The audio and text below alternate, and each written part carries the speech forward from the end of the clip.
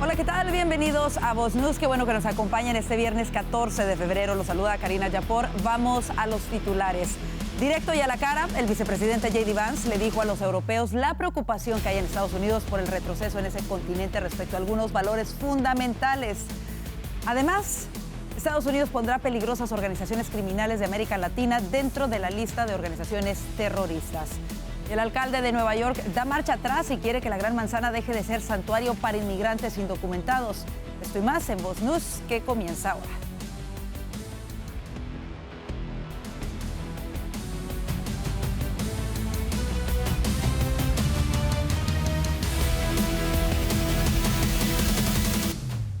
Desde Múnich, Alemania, en un discurso desafiante y en el que expuso las ideas más importantes de la política exterior del presidente Trump, el vicepresidente J.D. Vance dejó claras las prioridades en temas como inmigración y la relación con Europa.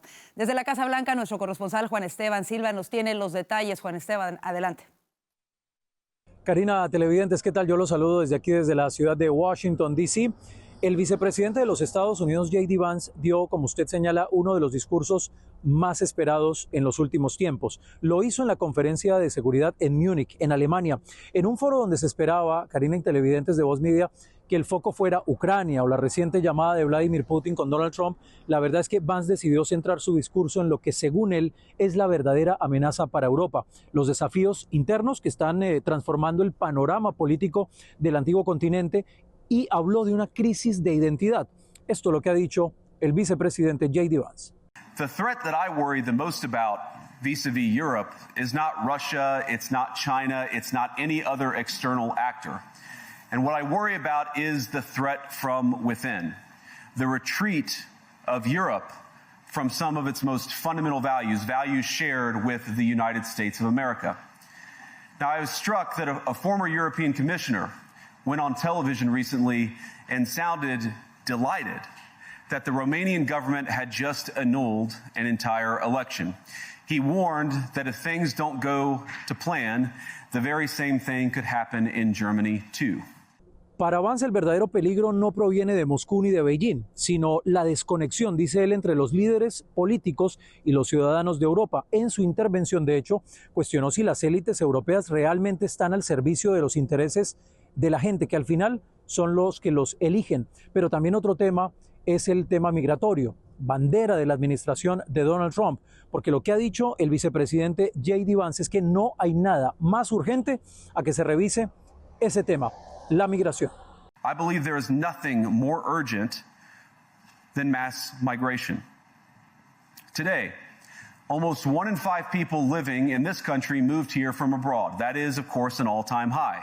It's a similar number, by the way, in the United States, also an all-time high. The number of immigrants who entered the EU from non-EU countries doubled between 2021 and 2022 alone, and of course, it's gotten much higher since. And we know this situation, it didn't materialize in a vacuum. It's the result of a series of conscious decisions made by politicians all over the continent and others across the world over the span of a decade. Quiero contarles que hace pocos minutos el presidente Donald Trump firmó una orden ejecutiva, esta vez destinada para bloquear fondos federales para escuelas y universidades que impongan, por ejemplo, mandatos de vacunación contra el coronavirus. Recordemos, este tema tiene mucha relación con la reciente confirmación de Robert F. Kennedy Jr. como secretario de Salud, un hombre que ha sido un defensor del debate sobre la efectividad o no, muy cuestionada para él, de las vacunas. Es la información desde Washington. Juan Esteban Silva para Voz Media. Y para hablar de este importante tema se encuentra con nosotros Sergio de la Peña, quien fue subsecretario adjunto de Defensa para el Hemisferio Occidental bajo la primera administración de Trump y coronel retirado del Ejército. Sergio, bienvenido de nueva cuenta a Voz News. Comencemos con esto. El vicepresidente J.D. Vance, el secretario de Estado Marco Rubio y el secretario de Defensa Pete Hegseth han estado en Europa hablando con los aliados de los Estados Unidos, pero su diálogo ha sido muy distinto al tono de la administración Biden. ¿Cómo ves este reposicionamiento de los Estados Unidos en el marco internacional? Mira, bueno, primero buenas tardes a ti y a todos tus televidentes. Lo importante y el cambio primordial entre la previa administración y la del presidente Trump es que está más enfocada en resultados. Como vimos anteriormente en el caso de Ucrania, no hubo una estrategia para cómo iba a tener uno éxito. Ni siquiera se estableció cuáles eran las medidas de las cuales se podía decir que estábamos ganando. El presidente Trump está enfocado en terminar el conflicto, no nomás en Ucrania y Rusia, sino también entre Hamas e Israel. Y eso se está haciendo evidente en estas reuniones que se están llevando a cabo actualmente en Europa. Así es. El día de hoy nos llamaba mucho la atención que el vicepresidente J.D. Vance abordó la crisis migratoria que está enfrentando Europa también y que es similar de alguna manera a la de Estados Unidos. ¿De qué forma la inmigración ilegal está impactando la soberanía de los países y por qué es tan importante que también Europa ponga atención a este problema? En el caso de Europa específicamente se trata de la demografía. Si uno ve la natalidad entre los europeos está entre 1.5, que es lo más alto, hasta menos de 1.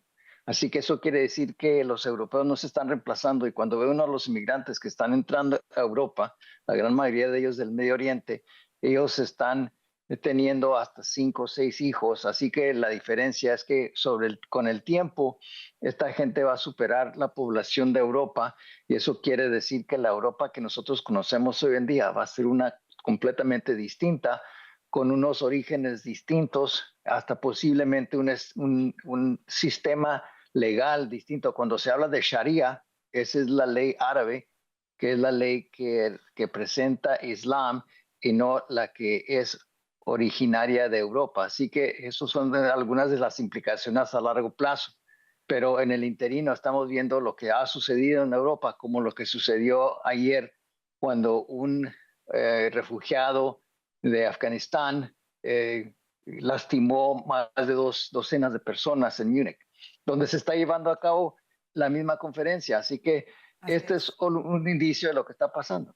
Así es, y como bien lo mencionas, en una entrevista hace un par de años con Thierry Mariani, miembro del Parlamento Europeo por Francia, precisamente él hablaba de esta migración musulmana que está incluso en Francia tratando de imponer la Sharia y decía que era un gran conflicto, no solamente porque evidentemente la religión islámica es muy distinta a la cristiana que se profesa en la mayor parte de Europa y donde buscaban que, por ejemplo, se prohibiera a las mujeres nadar al mismo tiempo que a los hombres y se tomaran turnos en las albercas públicas, con una cultura completamente diferente. Y él decía que esto realmente estaba causando devastación, además de los incidentes violentos que los hemos visto con gente, desafortunadamente, en diferentes partes de Europa, como lo que ocurrió ayer en Múnich. Ahora, veíamos también hace un par de días a Pete Hegseth y él le dejó en claro a los miembros de la OTAN que Estados Unidos espera que todos los países inviertan por lo menos 5% de sus ingresos en defensa. ¿Por qué es tan importante que lo hagan y que no le dejen la carga a Estados Unidos como lo hacían en el pasado? Pero hay que tomar en cuenta qué es lo que están defendiendo. La invasión a Ucrania era una invasión a un país europeo. Nosotros tenemos a 2 océanos que nos protegen. Los europeos están viviendo en el mismo continente y los europeos deben encargarse de la mayoría del costo de la defensa de Europa. La OTAN estaba allí para protegernos contra el Pacto de Varsovia, que estaba liderado por la Unión Soviética. Todo eso ha cambiado. Necesita haber una reevaluación de cómo se debe de organizar y cuál es la misión de la OTAN, y eso no se ha hecho, y ya esto tiene ya décadas. Entonces, lo que está indicando el presidente Trump es que ya es tiempo de que Europa se encargue en una manera más contundente sobre la defensa de su propio continente, que no es justo que los Estados Unidos siga pagando la gran mayoría. Y lo que pasó con la primera administración es que es lo que sucedió. Más de la mitad del costo de la guerra lo estábamos pagando nosotros. Y ahora lo que dice el presidente Trump y su portavoz, el vicepresidente Vance y su secretario de Defensa, es que ya es tiempo de que Europa se encargue de esa defensa y que lo haga de una manera más contundente. Sergio, en 30 segundos se nos termina el tiempo. ¿Cómo ves que la administración Trump ha dejado en claro que no es viable que Ucrania se una a la OTAN, contrario a la actitud que había tomado la administración de Biden? Bueno, eso es algo que los rusos han dicho que provocó el conflicto.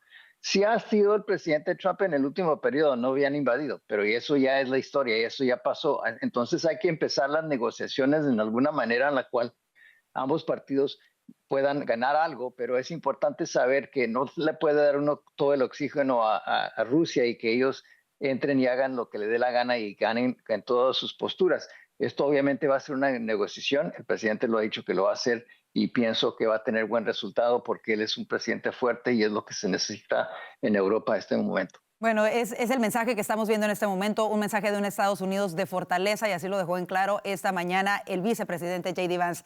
Sergio de la Peña, como siempre, un gusto tenerte con nosotros. Gracias. Un placer, Karina. Muchas gracias. En otras cosas, el IRS será auditado por el Departamento de Eficiencia Gubernamental, DOGE, así lo dijo el presidente Donald Trump. El Servicio de Impuestos Internos será examinado como todos los demás, dijo Trump a los periodistas en la Casa Blanca en Washington. Dijo que casi todas las agencias federales serán examinadas por DOGE, liderado por Elon Musk. Están haciendo un gran trabajo, es un trabajo asombroso el que están haciendo, dijo Trump. Lo llamó la fuerza de los supergenios, pero está creciendo y sabes que suben y hablen con algunas personas sobre ciertos acuerdos y se quedan sin palabras porque estas personas lo entienden, son personas muy inteligentes. Necesitamos personas inteligentes, resaltó el presidente. Y continúan los enfrentamientos legales tras las decenas de acciones ejecutivas firmadas por el presidente Donald Trump. El más reciente fallo es relacionado con el congelamiento de la ayuda exterior manejada por la agencia USAID. Vanessa Vallejo nos cuenta los detalles de este fallo emitido por un juez el día de ayer. Vanessa. Un juez federal ordenó a la administración de Donald Trump que levante temporalmente el congelamiento de la ayuda de Estados Unidos al exterior. Y es que recordemos que el presidente ordenó que se pausara la ayuda internacional por 90 días mientras se estudiaba cómo se estaban repartiendo esos recursos. Y es que la administración busca desmantelar o por lo menos achicar la Agencia de Estados Unidos para el Desarrollo Internacional, la USAID, que ha sido responsable de alrededor de 2/3 de las decenas de miles de millones de dólares que da el país en asistencia exterior cada año. Este fallo de 15 páginas emitido ayer jueves en la noche por el Tribunal de Distrito en Washington asegura que la administración Trump no tuvo en cuenta el daño extraordinario causado por la suspensión generalizada de la ayuda extranjera. El juez Amir Ali ordenó a los funcionarios de la administración que presenten un informe antes del próximo martes sobre el estado de cumplimiento de la sentencia. Sin embargo, es importante resaltar que el juez no prohibió la orden ejecutiva de Trump en su totalidad. Por ejemplo, no frenó la revisión interna de los programas gubernamentales ordenada por el presidente. Hace tan solo un par de días se le preguntó al presidente que si un juez bloqueaba una de sus políticas o parte de su agenda, que si él acataría esa decisión. La respuesta del presidente Trump fue siempre acato a los tribunales. Veamos ese momento y la aclaración del presidente sobre cómo va a actuar respecto a estas demandas. If a judge does block one of your policies, part of your agenda, will you abide by that ruling? Will you comply? Well, I always abide by the courts, and then I'll have to appeal it. But then what he's done is he slowed down the momentum, and it gives crooked people more time to cover up the books. You know, if a person's crooked and they get caught, other people see that, and all of a sudden it becomes harder later on. So, yeah, the answer is I always abide by the courts, always abide by them, and will appeal. But appeals take a long time, and I would hope that... Bueno, pues esta no es la primera vez que un fallo de un juez intenta frenar las acciones del presidente Trump en materia de recortar el gasto estatal. Hay varias demandas en curso, pero como ya escucharon ustedes, el presidente ha dicho que va a acatar los tribunales, que va a acatar las decisiones de los jueces. Sin embargo, sí también ha dicho esta administración que van a seguir adelante con su agenda. Seguramente algunas de estas demandas terminarán en una apelación y otras incluso podrán ir a la Corte Suprema de Justicia. Gracias, Vanessa, por ese reporte. Y una vez confirmado Robert Kennedy Jr. como secretario de Salud, la Casa Blanca emitió una orden ejecutiva estableciendo la comisión Make America Healthy Again. La comisión deberá estudiar los problemas de salud que enfrenta la población estadounidense, como la baja expectativa de vida, el aumento de enfermedades crónicas y la dependencia de medicamentos. La iniciativa propone reformas en investigación, alimentación y atención médica, priorizando la prevención. La comisión, liderada por el secretario de Salud e integrada por agencias clave, presentará un informe en 100 días y reformas en 180 días, dice la orden.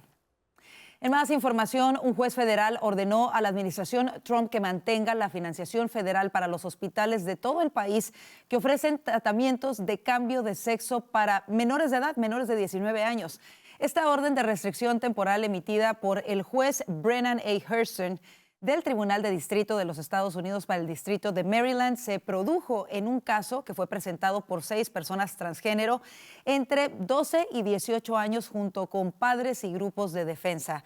Ellos demandaron para bloquear las órdenes ejecutivas del presidente Trump dirigidas a los tratamientos médicos para menores trans. La orden no es una decisión final sobre las cuestiones legales, pero representa un revés para la administración Trump y un segundo obstáculo legal al amplio esfuerzo de Trump por prohibir que el gobierno y las instituciones financien mutilaciones químicas y quirúrgicas en menores de edad.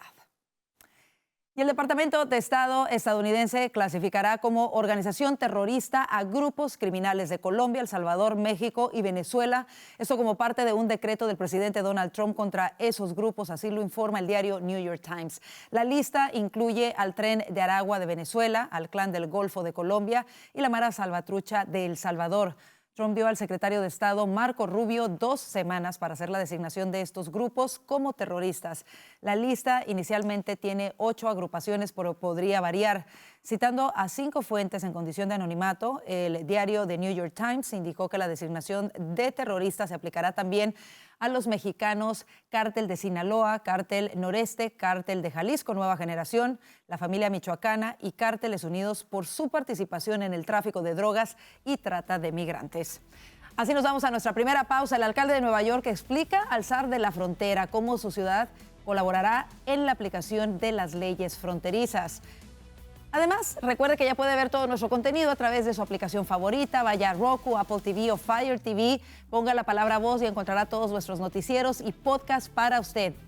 Y si aún no lo ha hecho, saque su teléfono celular y descargue, pero ya el app de voz. Recuerde que esto le da acceso a noticias exclusivas y sin censura. Lo mejor de todo es que es gratis. Quédese con nosotros, ya volvemos con mucho más de Voz News.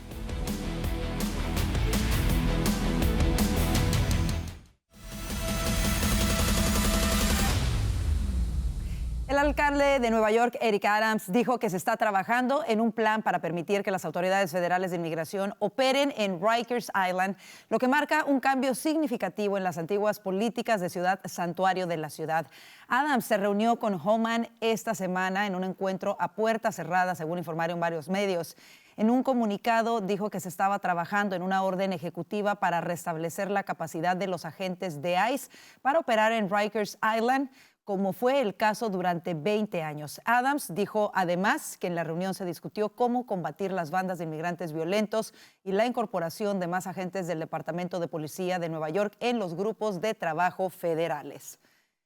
Florida da un paso firme en la lucha contra la inmigración ilegal. El gobernador Ron DeSantis firmó un nuevo paquete de leyes que refuerzan la seguridad del Estado y endurecen las sanciones para quienes violen la ley. Laura Artal, desde Miami, Florida, nos cuenta más. Así es, Karina, el gobernador Ron DeSantis ha firmado la ley HB1C, un nuevo paquete de leyes que ha calificado como la más fuerte del país para combatir la inmigración ilegal. Esta legislación refuerza la seguridad en Florida y endurece las sanciones para quienes violen la ley. Entre sus medidas más destacadas incluye la pena de muerte para inmigrantes indocumentados condenados por delitos atroces como asesinato o violación infantil. Tipifica como delito el reingreso de inmigrantes que hayan ingresado ilegalmente a Estados Unidos y endurece las penas para quienes cometan infracciones en territorio floridano.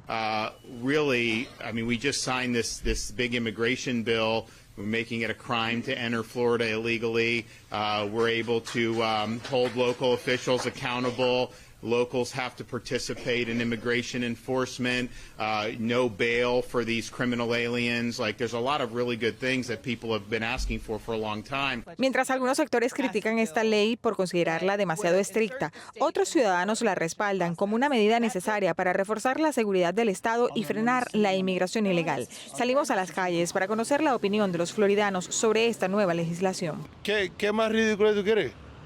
Que crucen así como si nada. Normal. No, eso no es así. O sea, yo creo en la pena de muerte. Si de verdad se comprueba 100% que esa persona cometió ese crimen, pues hay que aplicársela. Ha entrado mucha gente muy mala que no saquen la gente buena que viene a trabajar, pero ha entrado mucha gente gangueras y todo eso. El Estado invertirá cerca de 298 millones de dólares en recursos adicionales para fortalecer la seguridad, aumentar el número de agentes dedicados a la aplicación de la ley y mejorar los equipos de monitoreo y control de inmigrantes sin estatus legal. Yo soy Laura Artal para Voz News.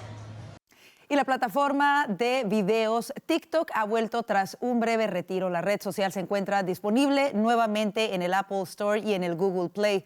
Usada por más de 17 millones de estadounidenses, la aplicación dejó de funcionar en todo el territorio nacional a mediados de enero en respuesta a una ley del anterior Congreso y la administración Biden que habían puesto un ultimátum para que su dueña, la tecnológica china ByteDance, vendiera la plataforma a una compañía norteamericana. A inicios de mes, Trump ordenó a su gabinete que creara un nuevo fondo soberano que podría adquirir TikTok. Además, anunció que, de ser necesario, podría extender el plazo aún más.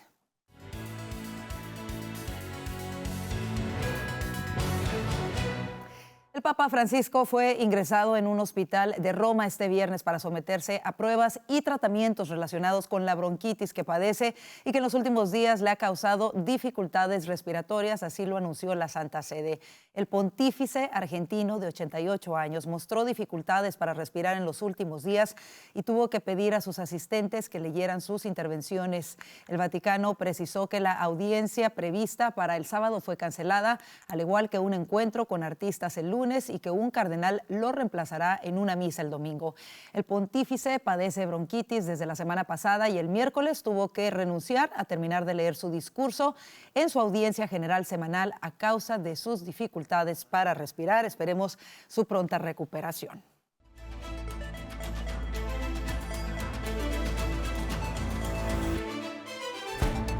El presidente de Panamá, José Raúl Mulino, informó este jueves que 119 personas de las nacionalidades más diversas del mundo llegaron en un vuelo desde Estados Unidos y serán repatriados a otros países. Escuchemos parte de sus declaraciones. Son nacionalidades tipo China, por supuesto, Uzbekistán, Pakistán, Afganistán y todos los tan que llegan por ahí con el ánimo de salir de Estados Unidos. No hay mayoritariamente nadie.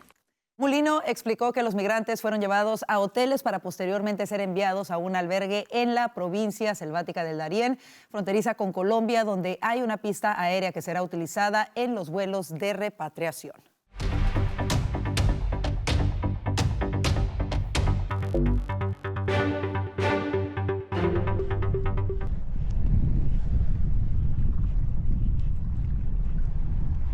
Estas impresionantes imágenes corresponden a un joven que fue atrapado brevemente en las fauces de una ballena jorobada antes de escupirlo. Sentí algo entre azul y blanco que me pasó cerca de la cara, no entendía qué estaba pasando y entonces me hundió. Pensé que la ballena me había comido, relató Adrián Simancas, de 24 años, de origen venezolano, que navegaba junto a su padre cerca de las costas de Punta Arenas en la Bahía del Águila, en Chile. La escena se produjo la semana pasada, pero el video se hizo viral esta semana. El padre de Simancas se encontraba en otro kayak en las cercanías y grabó este impresionante momento. Gracias a Dios que está bien. Increíble. Oiga, y hoy, 14 de febrero, se celebra el Día del Amor y la Amistad, o el Día de San Valentín. Pero ¿por qué se celebra San Valentín y cuál es el origen de esta festividad? Vamos con Verónica Silveri, que nos lo cuenta en el próximo reporte. Cada 14 de febrero millones de estadounidenses expresan su amor con flores, chocolates y tarjetas. Aunque algunos lo consideran un invento comercial, la historia detrás del Día de San Valentín se remonta a la antigua Roma y a las primeras tradiciones cristianas. Y es que antes de que San Valentín se convirtiera en el símbolo del amor, los romanos celebraban un festival pagano llamado la Lupercalia el 15 de febrero. Este era relacionado con la fertilidad. Durante la festividad, los sacerdotes sacrificaban animales y esta perduró hasta que la Iglesia Católica en el siglo V lo sustituyó por una celebración en honor a San Valentín, un mártir cristiano. Sin embargo, la identidad de San Valentín sigue siendo un misterio. Se cree que el santo fue un sacerdote ejecutado por casar en secreto a parejas cristianas, desafiando las órdenes del emperador romano. Y lo que comenzó como una celebración religiosa evolucionó con el tiempo en un evento comercial. A partir del siglo XIV, el Día de San Valentín se asoció con el romanticismo gracias a la literatura medieval. Según la Federación Nacional de Minoristas, se estima que los estadounidenses gastarán más de 27.500 millones de dólares en el Día de San Valentín de 2025. Es decir, el día de hoy, consolidándolo como una de las fechas más lucrativas del año.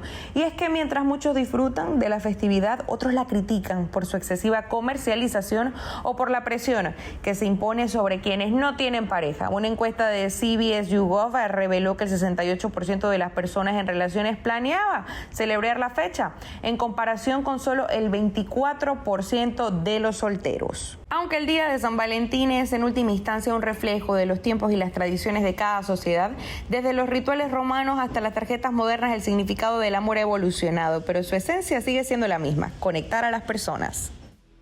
Y si aún no lo ha hecho, queremos invitarlo a que se suscriba a nuestros canales tanto de YouTube como de Rumble, en donde puede encontrar no solamente nuestro noticiero, sino los podcasts y todo el contenido que tenemos disponible para usted. Recuerde que en ambas plataformas de video nos encuentra como @VozMedia. Comente, comparta nuestro contenido y, por supuesto, esta es una gran manera de apoyarnos. Así nos vamos a la pausa. Ya vienen nuestros analistas para hablar de los temas que hacen titulares hoy. Quédese con nosotros.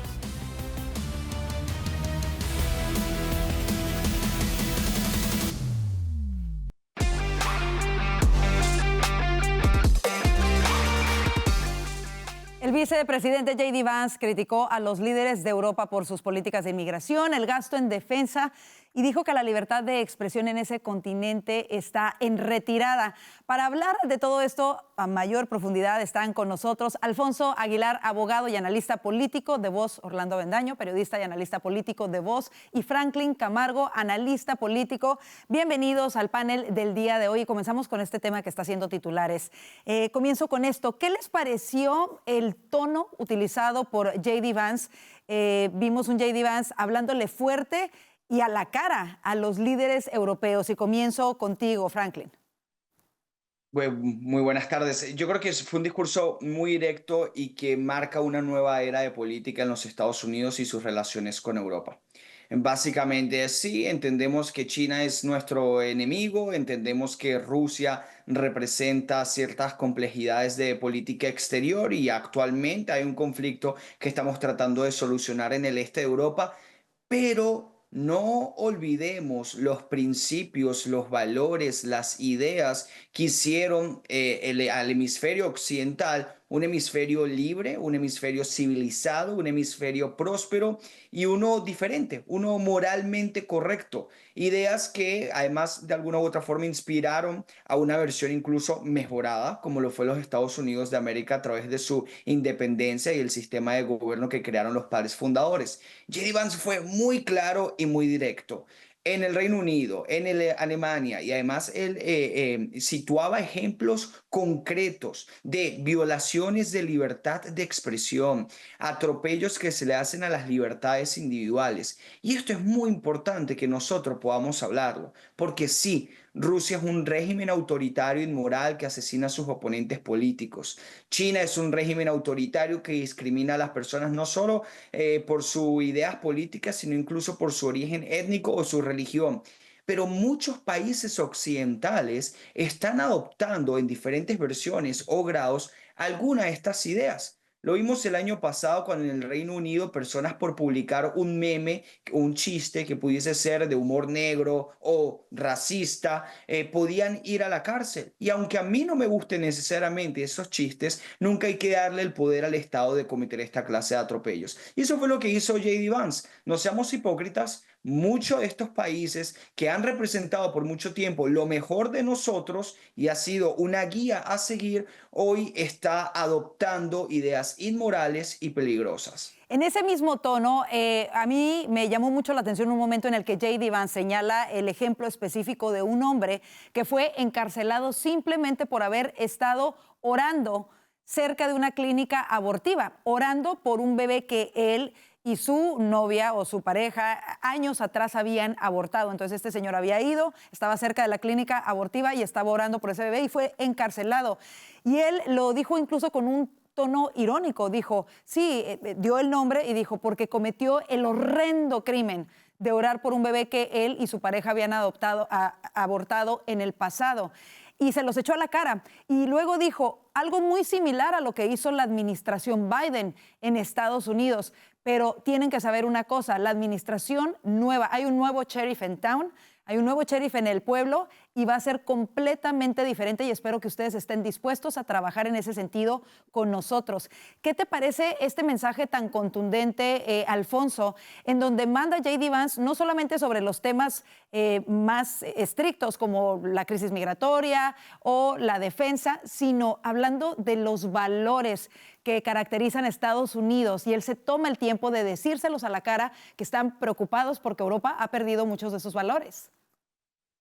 Esa es la ironía, ¿no? Que viene el vicepresidente de un país del Nuevo Mundo a hablarles a los europeos, a Europa, la cuna de la civilización occidental, de los valores que tienen que defender, porque no los están defendiendo.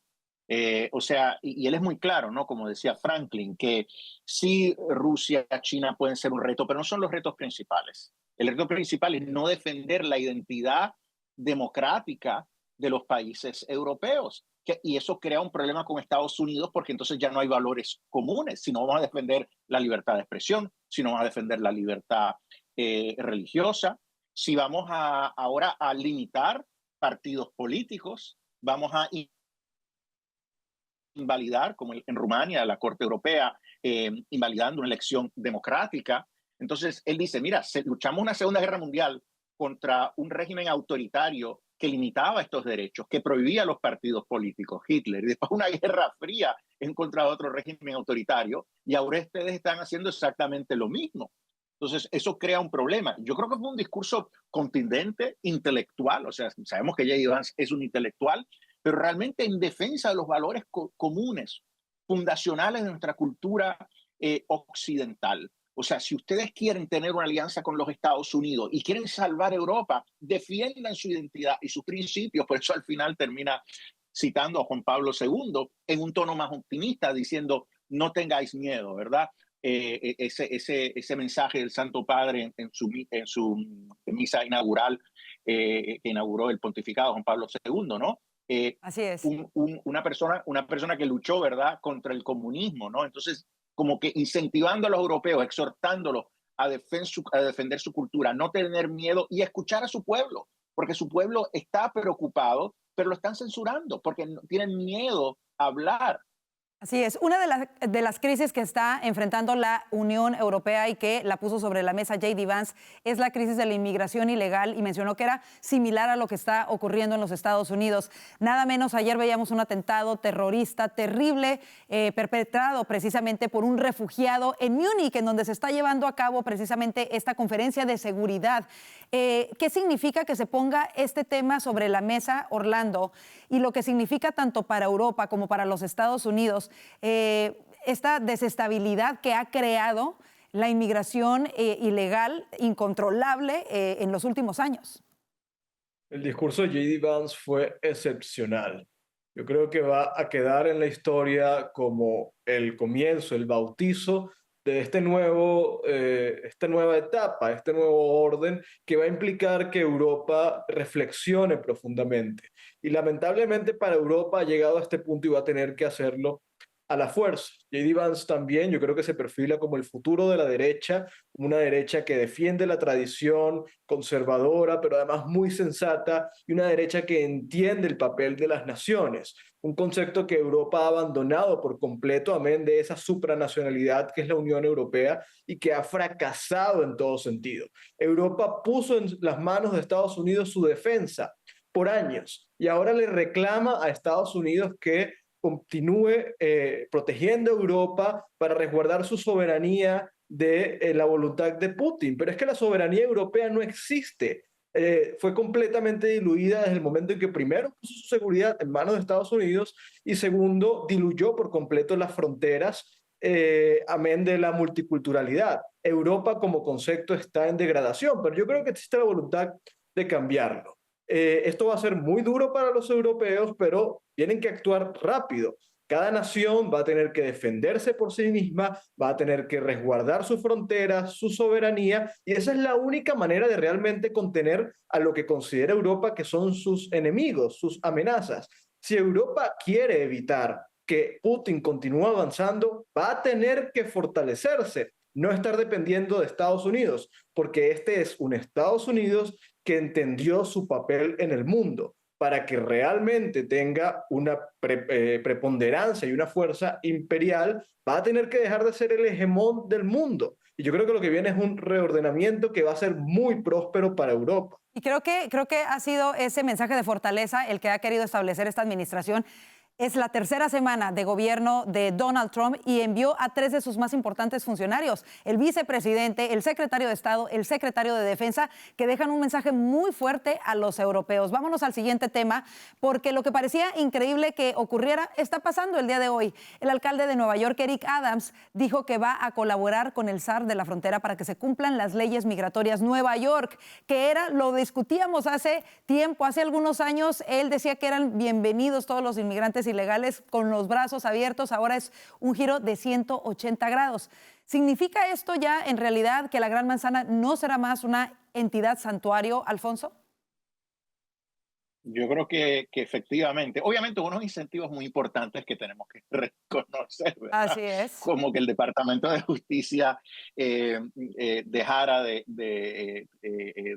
no continuara con los cargos en contra del alcalde, ¿no? Entonces, sí, va a colaborar, va a ir más allá de colaborar con ICE en términos de permitir que ICE haga su trabajo en la ciudad, que si hay ilegales que detienen o están en cárceles de la ciudad, al soltarlos y se los van a entregar a ICE, pero también que van a permitir a ICE operar en la prisión de Rikers Island. Eso es un desarrollo bastante interesante. O sea que sabemos que Nueva York es quizás una de las ciudades que más inmigrantes ilegales tiene y que más inmigrantes ilegales acusados de delitos o con récord criminales tiene. Entonces yo creo que esta relación de trabajo es muy importante, es un buen desarrollo y espero que lleve a que otros gobernadores y alcaldes demócratas hagan lo propio. Pero vuelvo a decir, como al inicio, que hubo un gran incentivo para que él cooperara con Homan, que ahora son amigos. Estuvieron en una entrevista en Fox, después otra con el Dr. Phil. No sé, parece que van a estar dando la vuelta por todo Estados Unidos. Ya son un binomio. Una gira de trabajo conjunta es lo que parece ser. Ahora, precisamente eso es lo que muchos se preguntan, si es que fue que realmente él escuchó a los ciudadanos de Nueva York o si tomó esta decisión precisamente por conveniencia. Sabemos que los cargos fueron desestimados en su contra. Esa sería mi siguiente pregunta para ti, Franklin, y también cómo, en contraste, vemos a las autoridades estatales, en este caso, por ejemplo, a la fiscal Leticia James, diciendo que el Estado como tal va a pelear en contra de la administración Trump. ¿Cómo sabemos, en el caso de Nueva York, por ejemplo, el asesino de Laken Riley estuvo detenido en una cárcel de Nueva York, se le dejó en libertad, se fue a Georgia y asesinó a este estudiante de la Universidad de Georgia de enfermería? ¿Por qué las autoridades estatales no pueden reconocer que tienen la obligación de proteger a los estadounidenses primero que a alguien más?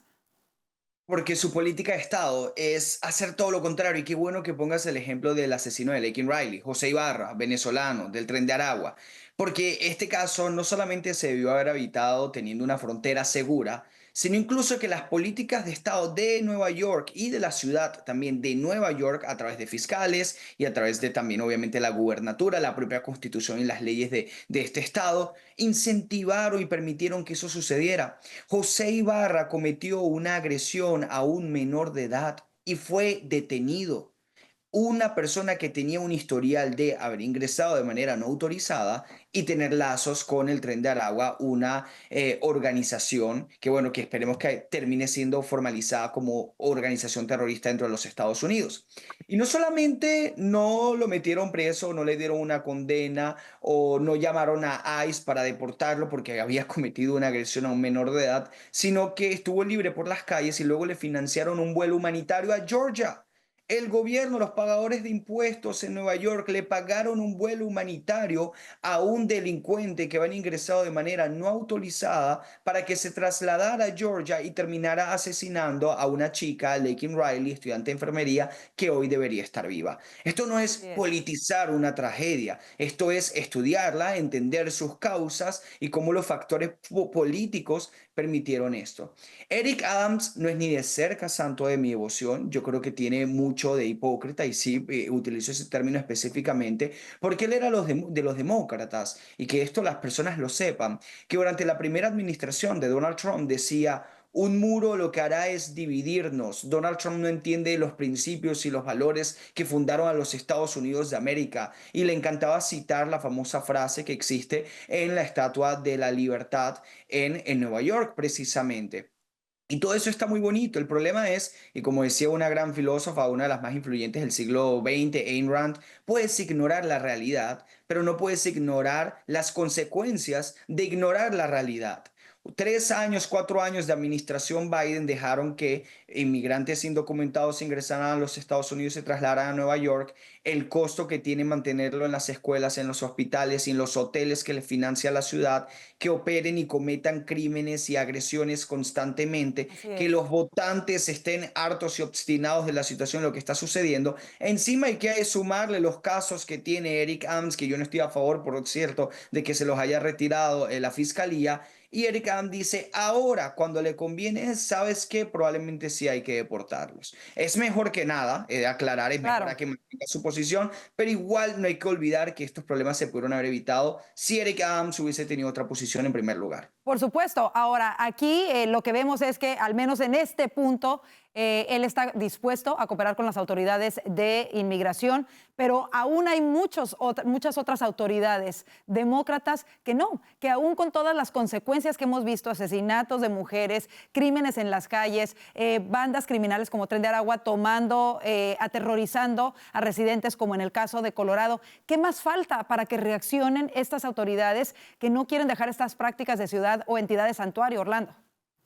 Yo voy a defender a mi segundo demócrata favorito, después del de Alfonso, y es que Eric Adams podría no tener esta postura fácilmente. Amén de que está gobernando la que probablemente es la segunda ciudad más liberal del país, y tratar de capitalizar algún tipo de frente contra Donald Trump, como por ejemplo están haciendo en Massachusetts, en Illinois o en la misma California, ha asumido una postura sensata que, por cierto, la vino asumiendo desde mucho antes de que el Departamento de Justicia de Biden le pusiera los cargos por supuesto tráfico de influencia y corrupción. De hecho, él en la entrevista que tuvo con Tucker Carlson explicó que fue varias veces a Washington, a la Casa Blanca, a pedir apoyo en la lucha contra la migración ilegal recientemente, y no solamente fue ignorado, sino que finalmente le ponen los cargos. A ver, yo reconozco que efectivamente Eric Adams haya tenido una especie de evolución en su forma de pensar, bien sea por razones pragmáticas, bien sea por razones exclusivamente utilitaristas, porque quiere seguir siendo alcalde, o bien sea porque efectivamente cambió, porque en concepto entiende la importancia de que se contenga la inmigración ilegal, de que una ciudad buena es una ciudad segura, y que si él quiere ser un buen alcalde, tiene que procurar tener una ciudad segura. Ojalá esa transformación la tenga el resto del Partido Demócrata, pero no es lo que estamos viendo. Yo creo que el resto del Partido Demócrata va a tratar de mantener la ideología por encima de la razón, va a tratar de capitalizar esto como una especie de frente anti-Trump, creyendo que proteger el crimen organizado, proteger a los criminales, asesinos, etcétera, que están acabando con las ciudades, de alguna manera les va a hacer ganar réditos. Pero yo espero genuinamente que los electores, así sean muy de izquierda, digamos, cuando que tú creas en ciertos principios, pero la verdad te golpea en la puerta, yo creo que terminas votando con la razón, y ojalá eso sea lo que ocurra en ciudades como Los Ángeles, Chicago o Boston. Ojalá que así sea. Con eso nos vamos a la pausa. No se mueva de su asiento. Aún tenemos más aquí en Voz News.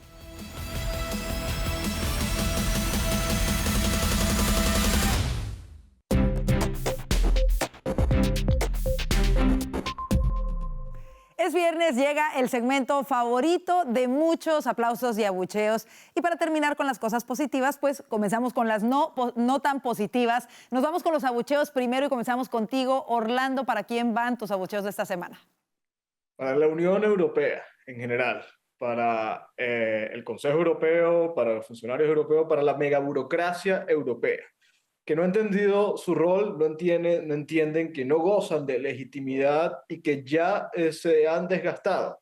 Yo creo que ha sido muy bueno que hayan quedado completamente al margen en lo que está pasando ahora entre Rusia y Ucrania, y es momento de que haya fuertes reflexiones y ojalá eso lleve a un reordenamiento de Europa para que las naciones vuelvan a ser lo que antes eran. Ahí están los abucheos fuertes. Es de verdad, yo creo que sí, increíble que haya tenido que llegar un Donald Trump para verdaderamente sentar a los adultos a platicar y ver cómo se puede terminar ese conflicto que en realidad también nos ha costado muchísimo a nosotros los estadounidenses. Esa guerra entre Ucrania y Rusia. Veíamos a J.D. Vance, al secretario, al vicepresidente y al secretario de Estado, Marco Rubio, el día de hoy sentados en esta reunión también tan importante. Así que bueno, ahí están los abucheos para la Unión Europea. Franklin, vamos contigo. ¿Para quién van tus abucheos de esta semana? Sí, mis abucheos de esta semana van para el Super Bowl y para la NFL. No por el show del medio tiempo, el cual ya de por sí a mí no me gustó en absoluto, pero por un detalle que parece que nos estamos acostumbrando.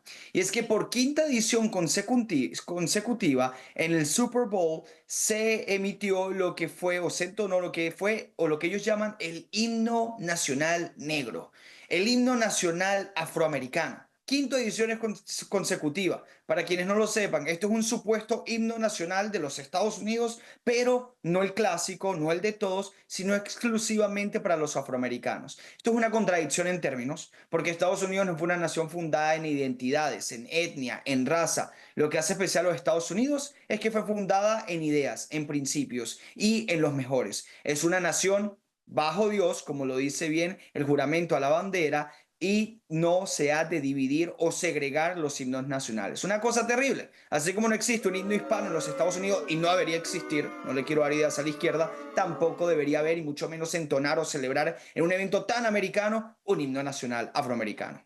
Completamente de acuerdo contigo, ahí están los abucheos, es increíble. Ojalá veamos cuánto tiempo más vamos a tener que seguir presenciando esto en un evento tan deportivo. Además, el evento realmente, fuera de que sea el evento deportivo más visto, es en realidad el evento más visto a nivel mundial. Noticioso, de deportes, de lo que sea, el Super Bowl es el que siempre reúne más millones de audiencia. Así que me parece muy bien lo que señalas, muy, muy puntual. Y bueno, te la dejaron difícil, Alfonso, nos vamos con tus estoy de acuerdo, abucheos. gracias Franklin.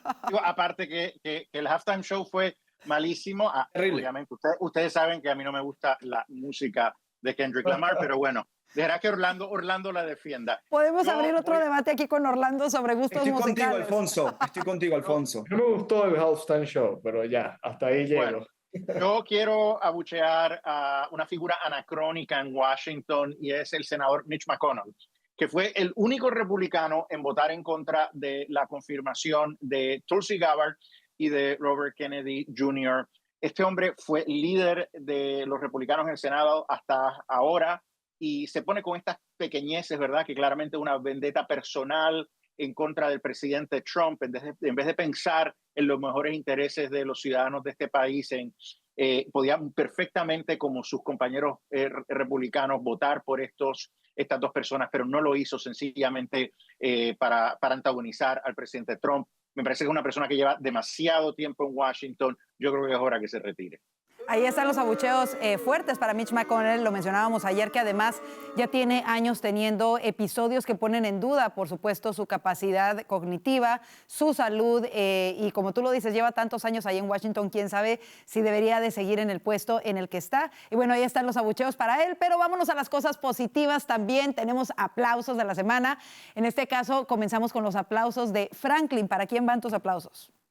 Sí, para la administración Trump, dado que se está trabajando el formalizar finalmente la designación de lo que hoy son grupos u organizaciones criminales como organizaciones terroristas. Entre ellas, su mayoría son carteles mexicanos o bandas criminales en México, pero también está lo que hoy es una banda criminal venezolana como el Tren de Aragua, también hay otra de El Salvador. ¿Por qué es importante designarlo como organización terrorista? Bueno, no solamente porque va acorde precisamente a la definición y el concepto de lo que hacen estos grupos, sino que permite la focalización, la destinación de recursos, información, logística para combatir a estas bandas y también incluso el sancionar y combatir a toda persona o grupo que se relacione directa o indirectamente con estas organizaciones terroristas. Y por eso un mensaje también a la administración Trump,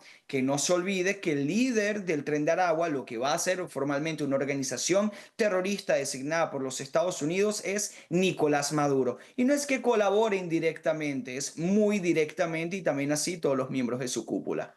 Bueno, ahí están los aplausos. Muy importante el contexto que le das a la audiencia, Franklin, sobre cuál es la diferencia que hace el designar a estas bandas o bandas de narcotraficantes como bandas terroristas o como agrupaciones terroristas, y es precisamente todos los recursos que se van a emplear para combatirlas. Ahora nos vamos con Orlando. ¿Para quién van tus aplausos de la semana, Orlando? Para J.D. Vance, por el excepcional discurso de hoy en Múnich. Hay que decirlo, faltaba que alguien como el vicepresidente de Estados Unidos llegara a Europa a decirle a los europeos que son un desastre y que Estados Unidos los va a acompañar, pero en la medida en que sus valores y sus principios se alineen con los valores y principios de Estados Unidos.